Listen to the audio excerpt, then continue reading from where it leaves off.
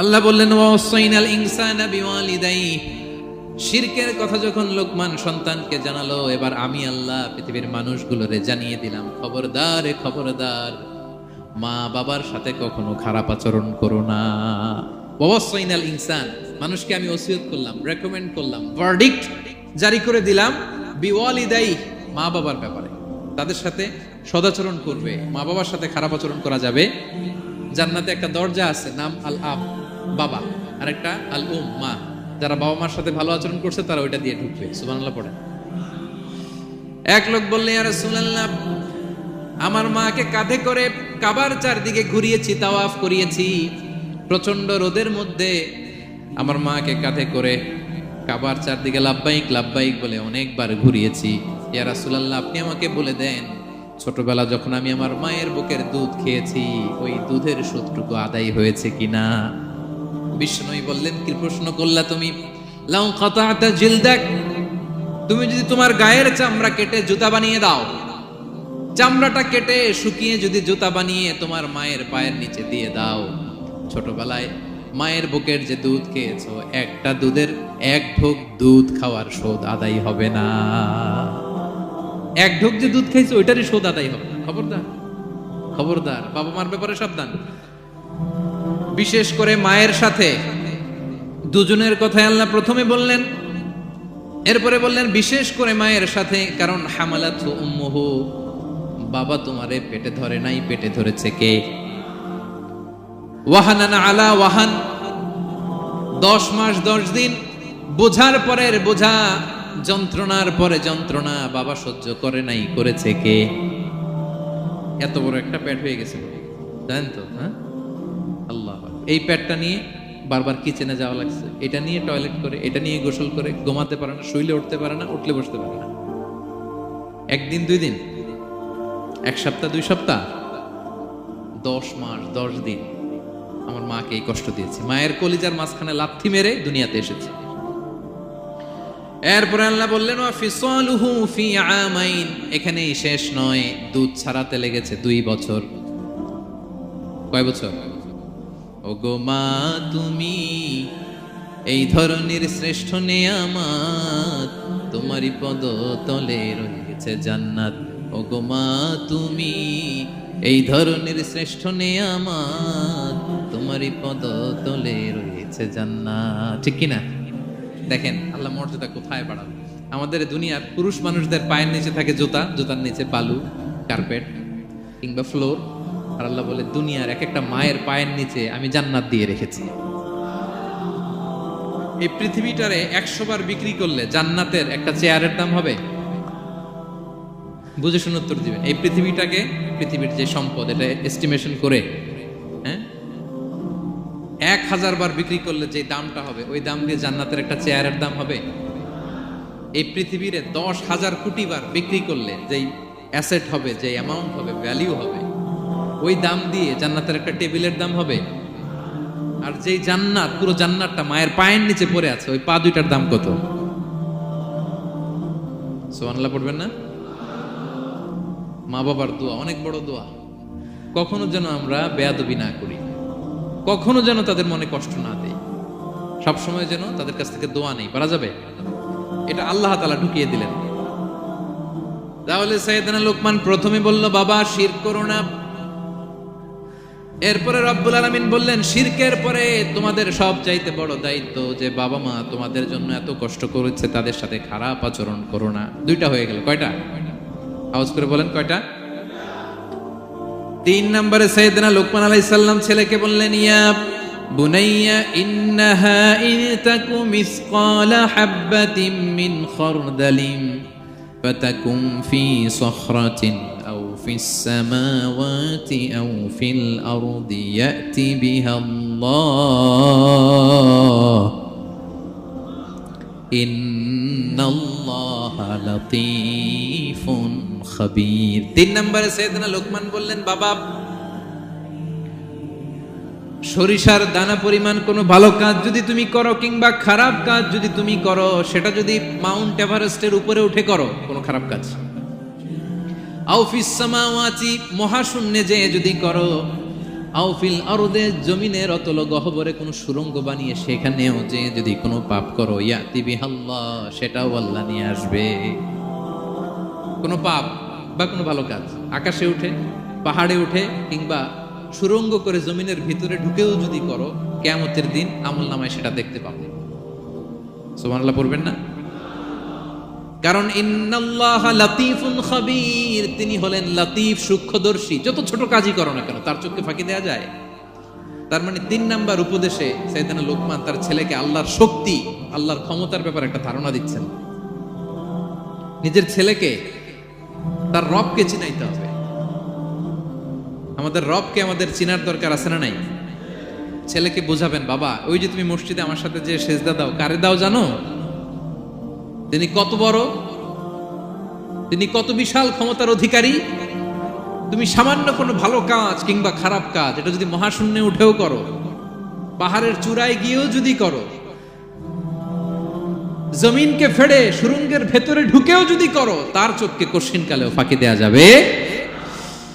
তার মানে 3 নম্বরে আল্লাহর ধারণার ব্যাপারে, শক্তির ব্যাপারে, ক্ষমতার ব্যাপারে, আল্লাহ তাআলার অথরিটির ব্যাপারে, ক্যাপাসিটির ব্যাপারে একটা স্বচ্ছ ধারণা দিয়ে দিল। তুমি জানো নাকি কোন রবের ইবাদত তুমি করো? গোটা দুনিয়ার সবার চোখকে ফাঁকি দেয়া গেল, আল্লাহর চোখকে কশিনকালেও ফাঁকি দেয়া যায় না। ঠিক কি না? এই পৃথিবীতে সবার চোখকে ফাঁকি দেয়া যায় কি যায় না? পুলিশের চোখ, সিকিউরিটির চোখ, বিমানবন্দরে কাস্টমস অফিসারের যে অফিসার থাকে তাদের চোখ, বিভিন্ন জায়গায় বড় বড় যে সিসি ক্যামেরা থাকে, এগুলো ফাঁকি দেয়া যায়। ফাঁকি দেয়া যায় না একজনের চোখ। আওয়াজ করে বলুন তো তিনি কে? ফাঁকি দেওয়া যায়? আচ্ছা বলেন, এই ছোটবেলা থেকেই এই সেন্সেশন, এই অনুভূতি যদি, এই অনুভূতির সফটওয়্যার যদি আপনার ছেলের মাথায় ঢুকায় দেন, এই ছেলে কোনোদিন দুর্নীতি করবে? খাদ্যে ভেজাল দিবে? মাছে ফরমালিন দিবে? প্রতিবেশীকে কষ্ট দিবে? অনিয়ম করবে? অন্যের অধিকার হরণ করবে না। এজন্য ছোটবেলা থেকেই তার রবকে চিনাই দিতে হবে। রবকে চিনাই দিতে হবে। 3 নম্বরে ছেলেকে তিনি বললেন, বাবা অতি ক্ষুদ্র ভালো কাজ কিংবা খারাপ কাজ যেখানেই করো না কেন, কিয়ামতের দিন সেটা তুমি দেখবা। তার মানে তখন থেকে সে বুঝবে, আমি যাই করি না কেন, ভালো করলে এটার একটা প্রতিদান, একটা রিওয়ার্ড আমি পাবো, ঠিক না?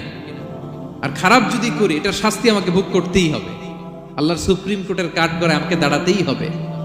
নিক্তি পাল্লা, মাওয়াজিন আল কিসত, ন্যায়ের মানদণ্ড আল্লাহ সেদিন স্থাপন করবেন।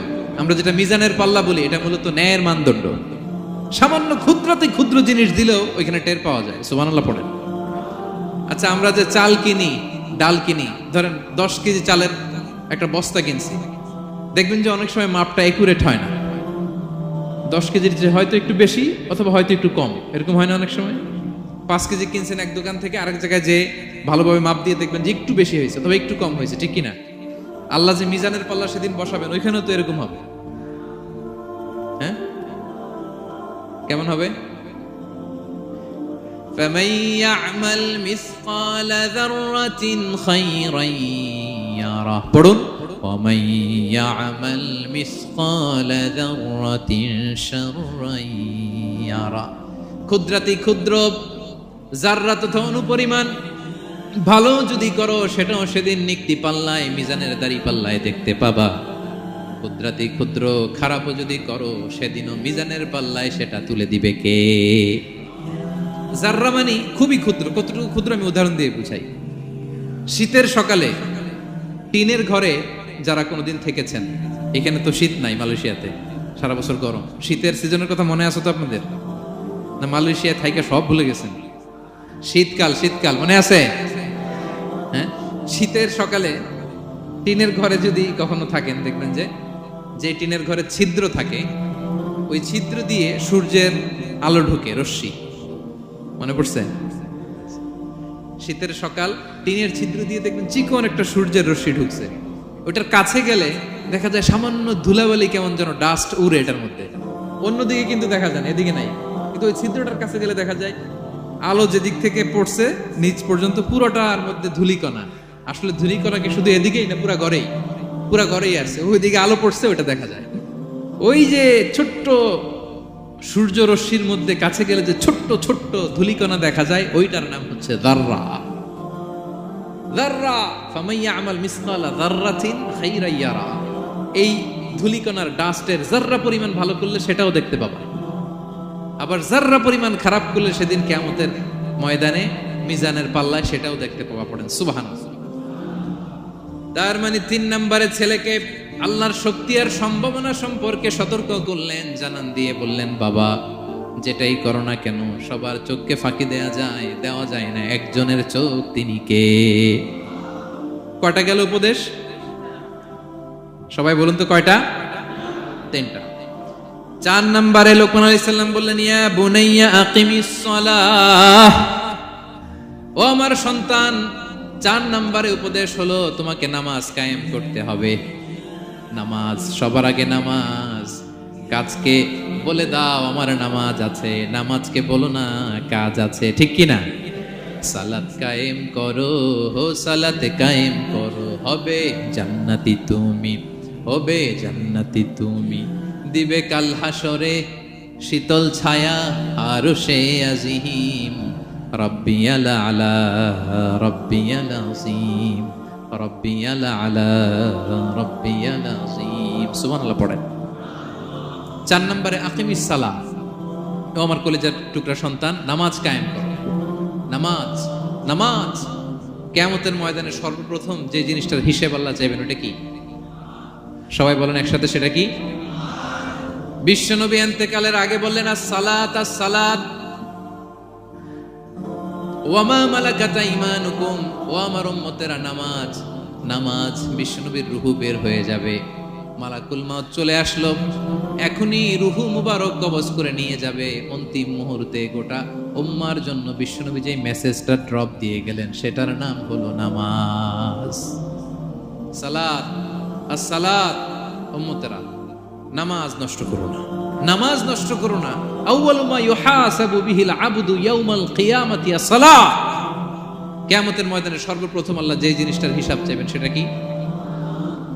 ফাইন সলুহাত সলুহা সাইরু আমালি, এটা যদি ঠিক হয়ে যায় পুরো আমলনামা ঠিক হয়ে যায়। ওয়া ইন ফাসাদাত ফাসাদা সাইরু আমালি, নামাজের হিসাব দিতে যেয়ে যদি আপনার গন্ডগোল লেগে যায়, আপনার পুরো আমলনামাটারে গন্ডগোল করে দিবে কে?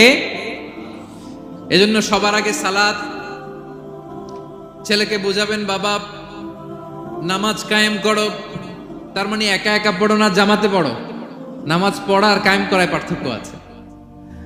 একা একা পড়া যায়, কিন্তু একা একা কায়েম করা যায়? বলেন। তার মানে বাবা একা একা নামাজ পড়ো না, জামাতে পড়ো। বিকেল বেলায় তোমার বন্ধুকে নিয়ে খেলার মাঠে যখন ক্রিকেট খেলতে খেলতে মাগরিবের সময় হয়ে যায়, একা একাই মসজিদে যাবা না, তোমার বন্ধুরেও নিয়ে যাবা। একা একা জান্নাতে গেলে মজা আছে, সবাই মিলে একসাথে গেলে কেমন হয়? হ্যাঁ, সবাই মিলে একসাথে জান্নাতে যাওয়া লাগবে না? তার মানে ছেলেরে বুঝালেন, বাবা একা একা নয়, সবাইকে নিয়ে নামাজ পড়ো বাপ, জামাতে পড়ো বাপ, গোটা সমাজটারে মুসল্লি সমাজ বানাবা। এটার নাম হচ্ছে ইকামাতুস সালাহ। ছেলেকে বললেন আকিমিস সালাহ, ও আমার কলিজার টুকরা বাজান, নামাজ কায়েম করো। বিষ্ণু ঈসা ইসলাম বললেন, মুরু সুবিয়ানাকুম বিস-সালাতি ওয়া হুম আবনাউ 7 সিনিন, তোমাদের ছেলে মেয়েদের বয়স যখন 7 হয় তখন থেকে নামাজের আদেশ করো। ওয়াদরিবুহুম আলাইহা, আর তাদেরকে শাসন করো। ওয়াদরিবুর অনেক অর্থ হতে পারে, শাসন করো, একটু রূঢ় আচরণ করো, প্রয়োজনে মৃদু প্রহার করো। যখন তাদের বয়স হয়ে যায় 10, বয়স হয়ে যায় 10 কিংবা তার উপরে, আমাদের ছেলে মেয়ে আছে বয়স, দেখি কয়জন আছে, দেখি 10 বছরের। হ্যাঁ দেখছেন, কঠোর হইতে হবে আপনাদের যদি নামাজ না পড়ে। হাত নামান, 7 পর্যন্ত নিয়ে যাবেন সাথে করে। বয়স যখন 7 হয়, বারবার যখন সালাতের কথা বলবেন সাথে করে নিয়ে দাঁড়াবেন। জুমার দিন মসজিদে নিয়ে যাবেন, মাঝে মাঝে নামাজে নিয়ে যাবেন। 7, 8, 9 এই 3 বছরের ট্রেনিং এ 10 বছর তো এমনি পাক্কা নামাজে হয়ে যাবে, ঠিক কি না? নাকি বলবেন হুজুর আমি তো পড়ি না, আমারই তো খবর নাই। হ্যাঁ, ছেলেরা যে বলবো বাবা নামাজ কায়েম কর, এর আগে কিন্তু নিজের মুসল্লি হইতে হবে।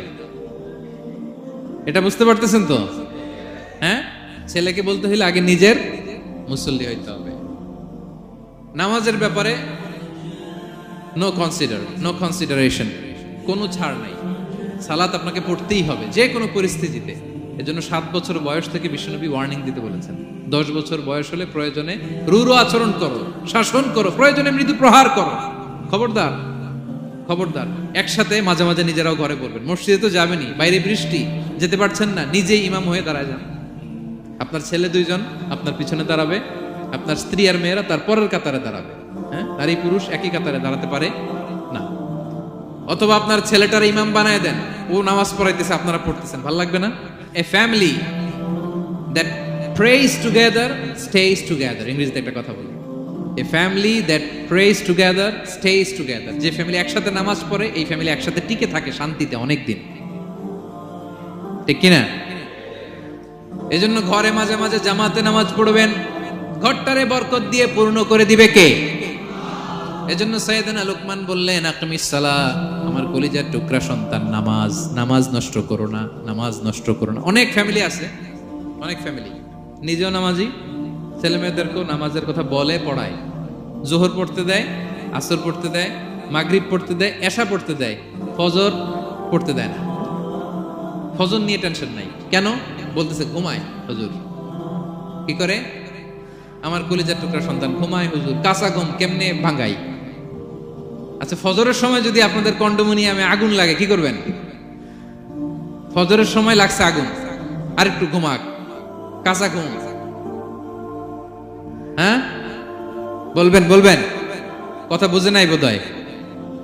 যে বাবা মারা মনে করে সকালে কিভাবে ডাকি, উঠতে চায় না হুজুর, কাঁচা ঘুম, কষ্ট হয়ে যায়, ফজরের সময় যদি আগুন লেগে যায় আপনার ঘরে কি করবেন? আরেকটু ঘুমাক, কাঁচা ঘুম। দুনিয়ার আগুন থেকে নিজের সন্তানকে বাঁচানোর জন্য যেমনি ডেকে ওঠান, দুনিয়ার আগুন থেকে রক্ষা করার জন্য যেমনি ডাকেন, উঠায় নিয়ে আসেন, জাহান্নামের কঠিন আগুন থেকে বাঁচানোর জন্য ফজরের সময়ও ডাকার দরকার আছে না নাই? দুনিয়ার আগুনের চেয়ে কমপক্ষে 70 গুণ বেশি তেজওয়ালা। হ্যাঁ, বিষ্ণু বলেন, নারুকুম তুকিদুন, যে আগুন দিয়ে কিচেনে রান্না করো, জাহান্নামের আগুন কিন্তু এই আগুন নয়। জাহান্নামের আগুন দুনিয়ার আগুনের চাইতে কমপক্ষে 70 গুণ বেশি তেজওয়ালা। তাহলে ফজরের সময় ডাকবেন তো ছেলে মেয়েকে, হ্যাঁ, নিজেও পড়বেন, ছেলে মেয়েদেরকেও ডাকবেন। আকিমিস সালাহ।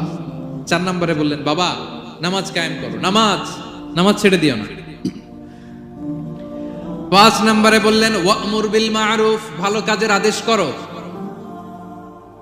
6 নম্বরে বললেন, ওয়ানহা আনিল মুনকার, খারাপ কাজ থেকে নিষেধ করো। দেখেন কি বাবা ছিল সাইয়েদনা লোকমান। ছেলেরা বললেন, নামাজ পড়ার পরে বললেন, ওয়া'মুর বিল মা'রুফ, ভালো কাজের আদেশ করবা, ভালো কাজের আদেশ করো। ওয়ানহা আনিল মুনকার, মন্দ কাজ থেকে নিষেধ করো। আমরা অনেকে নিজেরাই ভালো করি, নিজেরাই ভালো কাজ করি, অন্যদেরকে বলি না, এরকম আছে না নাই? সমাজে পাপ হলে, অন্যায় হলে আমরা কথা বলতে চাই না, এরকম আছে না নাই? নিজেই নামাজ পড়বে, চোখ বন্ধ করে তাসবিহ পড়তে থাকে, কিন্তু মুসলিম উম্মার উপর কারবালা হয়ে যাচ্ছে, তার কোনো টেন নাই, এরকম আছে না নাই? গোটা বিশ্বে মুসলমানদের উপর দিয়ে কি যাচ্ছে, সমাজে কি চলছে তার কোনো আন্দাজ নাই, খোঁজ খবর নাই, শুধু নিজেই জিকির করে, এরকম আছে না নাই? না, আযাব আসলে, গজব আসলে শুধু এই কাফের মুশরিকদেরই মারে না, মুমিনদেরও মারে, ঠিক কিনা? আল্লাহ বলে, ওই আযাবকে ভয় করো, ওয়াত্তাকু ফিতনাতাল লা তুসিবান্নাল্লাযীনা যালামু মিনকুম খাসসা। ওই আযাবকে ভয় করো, এই শাস্তিকে ভয় করো, যে শাস্তি যখন আমি পাঠাই, ওই শাস্তি দিয়ে শুধু জালেমদেরকে মারি না, আলেমদেরকেও মারি, ঠিক কিনা? কারণ তুমি আলেম হয়ে বসেছিলে কেন? তুমি সমাজকে বাঁচাও নাই কেন? শুধরে দাও নাই কেন? শুদ্ধাচারের অভিযানে তুমি নামো নাই কেন? ঠিক কিনা? তুমি একা একা জিকির করে তোমার আল্লাহর ওলি হইতে বলছে কে? গোটা সমাজকে তোমার বাঁচাতে হবে। একটা জাহাজ 2 তলা, আপনি আছেন 2য় তলায়, নিচ তলায় একদল লোক জাহাজের তলা ছিদ্র করতেছে। জাহাজের তলায় ছিদ্র করলে কি ঢুকে? তা আপনি যদি বলেন ওরা নিচে আছে ছিদ্র করতেছে, ওরা করুক, আমি থামাবো কেন? আমার তো দোষ নাই, আমি তো ছিদ্র করি নাই। ছিদ্র করছে কারা? ওরা পানি ঢুকলে ওরা মরবে, আমি তো বেঁচে যাবো। বাঁচবে? কারণ সে তো জাহাজের ভিতরেই। আপনি যে যদি এই পাগলগুলারে না থামান, ওরা তো মরবেই, আপনিও শেষ। চিল্লায় বলেন ঠিক কিনা? এজন্য সমাজে যখন পাপ হয়, অন্যায় হয়, দেখা মাত্রই আপনাকে থামাতে হবে। তা না হলে এই পাপের কারণে, অন্যায়ের কারণে আযাব আর গজব যখন আসবে, পাপীরাই মরবে না, আপনিও মরবেন। ঠিক কিনা? মুসা আলাইহিস সালামের পায়ের মধ্যে একবার একটা লাল পিঁপড়া কামড় দিছে। এই সাইজের যে লাল পিঁপড়া গুলো কামড় দিলে খুব আরাম লাগে না? কেমন লাগে? হ্যাঁ, খুব ব্যথা করে, প্রচন্ড ব্যথা করে। তো মুসা আলাইহিস সালামের মেজাজ কি নরম না গরম? খুব তাড়াতাড়ি রেগে যেতেন। এক এক নবীর এক এক অ্যাট্রিবিউটস ছিল, হ্যাঁ, এক এক বৈশিষ্ট্য ছিল। উনি অনেক রেগে যেতেন। উনি থাপ্পড় মেরে একবার ফেরাউনের বাবুর্চিকে দুনিয়া থেকে শেষ, এক থাপ্পড়, এত শক্তি। সেই বুখারীতে এসেছে মালাকুল মাউতকে মারছিলেন একটা। ওই যে ছোটবেলা থেকে মারার অভ্যাস, ছোটবেলায় কার গালে দিছিল জানে না বোধহয়? ফেরাউন। অন্যায় দেখলেই ছোটবেলায় ফেরাউনের গালে দিছে একটা, বড় হয়ে ফেরাউনের বাবুর্চির একটা, এরপরে মালাকুল মাউতকেও একটা। এর কারণ মালাকুল মাউত আবার মালাকুল মাউতের মতো আসেনি, মানুষের আকৃতিতে এসেছিল। তো পারমিশন না নিয়ে ঢুকছে। উনি ভাবছে এমনি মানুষ, কিরে পারমিশন নিলি না কেন? তো মুসা আলাইহিস সালামের পায়ের মধ্যে লাল পোকা, লাল পিঁপড়া কামড় দিছে, প্রচন্ড ব্যথা পাইতেছে আর ডলতেছে আর রেগে গেছে। রেগে তাকায় দেখে এদিকে লাল পিঁপড়ার বাসা, যে পা দিয়ে ডলে সবগুলোরে মেরে ফেলছে। তো ঘটনাটা ছিল মুসা আলাইহিস সালাম আল্লাহকে জিজ্ঞেস করছিলেন, এই ঘটনাটা আল্লাহ কেন ঘটাইছে? আল্লাহকে জিজ্ঞেস করছিলেন, আল্লাহ আযাব যখন কোনো এলাকায় পাঠান, তখন তো শুধু জালিমরাই মরে না, ভালো লোকগুলাও তো মারা যায়। তো এই আযাবে ভালো লোকগুলা কেন মরে? আল্লাহ উত্তর দেয় না, এই ঘটনা ঘটাই দিচ্ছে। পিঁপড়া যখন কামড় দিছে, রেগে সবগুলো মেরে ফেলছে। আল্লাহ বলে, মুসা কামড় দিছিল কয়টা? কয় আল্লাহ একটা। তো ওগুলোর মারলা কেন? অ্যাকশনে যখন যায়, এত কিছু দেখে অ্যাকশন নেওয়া যায় না। এজন্য আল্লাহ বলেন, ওয়াত্তাকু ফিতনাতাল লা তুসিবান্নাল্লাযীনা যালামু মিনকুম খাসসা। ওই ফিতনাকে মানে ওই আযাবকে ভয় করো, যে আযাব যখন আসবে শুধু খারাপ লোকগুলার উপরে আসবে না, ভালো লোকগুলাও বাঁচতে পারবে। কারণ ভালো মানুষরা আশেপাশের লোকদেরকে ভালো বানায় নাই কেন? একা নামাজ পড়েছো কেন? নামাজের দাওয়াত দাও নাই কেন? নিজে হালাল খাইছো, সমাজটারে হালাল দিয়ে বিনির্মাণ করো নাই কেন? এজন্য আযাব আসলে শুধু জালেমদের উপরে আসে না, আলেমদের উপরে আসে। খবরদার। এজন্য ছেলেরে বললেন, বাবা শুধু নামাজ পড়লেই হবে না, ওয়া'মুর বিল মা'রুফ, ভালো কাজের আদেশ করবা, ওয়ানহা আনিল মুনকার, খারাপ কাজ থেকে নিষেধ করবা। এটা আসলে দায়িত্ব হচ্ছে সরকার প্রধানের। যারা ক্ষমতার চেয়ারে বসে তাদেরকে আল্লাহ 4 দফা মূলনীতি দিয়েছেন। আল্লাযীনা মাক্কান্নাহুম ফিল আরদি আকামুস সালাতা ওয়া আতাউজ যাকাতা ওয়া আমারু বিল মা'রুফি ওয়া নাহাউ আনিল মুনকার ওয়ালিল্লাহি আকিবাতুল উমুর। আল্লাহ বলেন, যাদেরকে আমি ক্ষমতার চেয়ারে বসাই, 4টা দায়িত্ব তাদেরকে দেই। তাদের প্রধান কাজ নামাজ কায়েম করবে, সমাজে যাকাত আদায় করবে, ভালো কাজের আদেশ করবে, তারপরে মন্দ কাজের নিষেধ করবে। ক্ষমতার চেয়ার যারা পায় তাদের জন্য মূলনীতি এটা। তো এরা তো করে না, আমাদের কি করতে হবে? ঠিক কিনা? ভালো কাজের আদেশ করতে হবে, মন্দ কাজের নিষেধ করতে। বিষ্ণু ইসলাম বললেন, মান রাআ মিনকুম মুনকারা, চোখ দিয়ে যে সমাজে খারাপ দেখে, ফালিয়ুগাইয়িরহু বিয়াদিহি, সেজন্য হাত দিয়ে ঠেকিয়ে দেয়। হাত দিয়ে। ফাইন লাম ইয়াস্তাতি' ফাবিলিসানি, হাত দিয়ে না পারলে মুখ দিয়ে। কারণ আপনার অনেক সময় এরকম পরিস্থিতি নাও হতে পারে যে আপনার এত পাওয়ার নাই যে আপনি হাত দিয়ে থামাই দিবেন, এরকম হয় না? অক্ষম, আমি পারি না। তখন মুখ দিয়ে কিভাবে পরিবর্তন করবেন বলেন, নাসিহা করেন, কাউন্সিলিং করেন, জনমত গড়ে তোলেন। ফাইন লাম ইয়াস্তাতি' ফাবিকলবিহি, হাত দিয়েও থামাতে পারলেন না, মুখ দিয়েও প্রতিবাদ করতে পারলেন না, বিশ্বনবী বললেন অন্তত অন্তর দিয়ে সেটাকে ঘৃণা করবা। অন্তর দিয়ে ঘৃণা করো, অন্তর দিয়ে এটাকে পরিবর্তন করে দেওয়ার প্ল্যান করো, হৃদয়ে হৃদয়ে। ওয়াযালিকা আদাফুল ঈমান, এটা হচ্ছে ঈমানের সর্বনিম্ন স্তর। এর নিচেও যদি যান, মানে আপনার দিলেও লাগে না, বিশ্বনবী বলে তাহলে তোমার অন্তরে ঈমানের ছিটে ফোঁটা নাই। চিল্লা এখন ঠিক কিনা? এজন্য ভালো কাজের আদেশ করো, মন্দ কাজের নিষেধ করো। নামাজের পরপর সাইয়েদনা লোকমান বললেন, বাবা নিজেই ভালো করো না, সমাজে ভালো ছড়িয়ে দাও। ছড়াই দিতে হবে। ভালোকে ছড়াই দিতে হয়, সঙ্গবদ্ধ জীবন যাপন করতে হয়, আপনাকে দাঁড়াতে হবে, আপনাকে হিম্মত করতে হবে। হিম্মতটাই হচ্ছে ইসমুল আযম, ইসমুল্লাহিল আযম। ইসমে আযম মানে আল্লাহর এমন একটা নাম যেটা দিয়ে দোয়া করলে আল্লাহ কবুল করে। এটা কি? কেউ বলে ইয়া হাইয়ু ইয়া কাইয়ুম, কেউ বলে ইয়া রহমান ইয়া রাহিম। অনেক মুফাসসিরিন, অনেক মুহাদ্দিসিন এক একটা বলছে যে এইটা হতে পারে, এটা হতে পারে। অনেকে বলছে হিম্মতটাই হচ্ছে ইসমে আযম। তুমি হিম্মত করে আল্লাহর কাছে চাও, গোটা দুনিয়া পাল্টে যাবে, ঠিক কি না? এজন্য সমাজের পরিবর্তনের জন্য আপনাকে আগে আসার দরকার আছে না নাই? ছেলেকে দেখেন, সুবহানাল্লাহ বিহামদিহি, কিভাবে ছেলেরে গড়ে তুলতে হয়। প্যারেন্টিং লেসন ফ্রম সূরা লোকমান। কিভাবে আপনি প্যারেন্টিং লেসন বের করে আনবেন? বাবা হিসেবে কিভাবে আপনি ছেলেকে গড়ে তুলবেন? নামাজের পরপর সাইয়েদনা লোকমান বললেন, ভালো কাজের আদেশ করবা, মন্দ কাজের নিষেধ করবা। এরপরে বললেন ওয়াসবির আলা মা সাহাবাক ইন্না যালিকা মিন আজমিল উমুর। লোকমান বললেন ওয়াসবির আলা মা সাহাবাক, বিপদে ধৈর্য ধরো। কারণ লোকমান আলাইহিস সালাম ভালো করেই জানেন যে নামাজ কায়েমের আন্দোলন করে, যে সত্যের পথে আহ্বান করে, যে অন্যায় কাজে বাধা দেয়, সমাজ তারে ওয়েলকাম করে না। তার জীবনে দুঃখ আছে, তার জীবনে দুঃখ আছে, তার উপরে হামলা হতে পারে, মামলা হতে পারে, তাকে দেশ ছাড়া করা লাগতে পারে।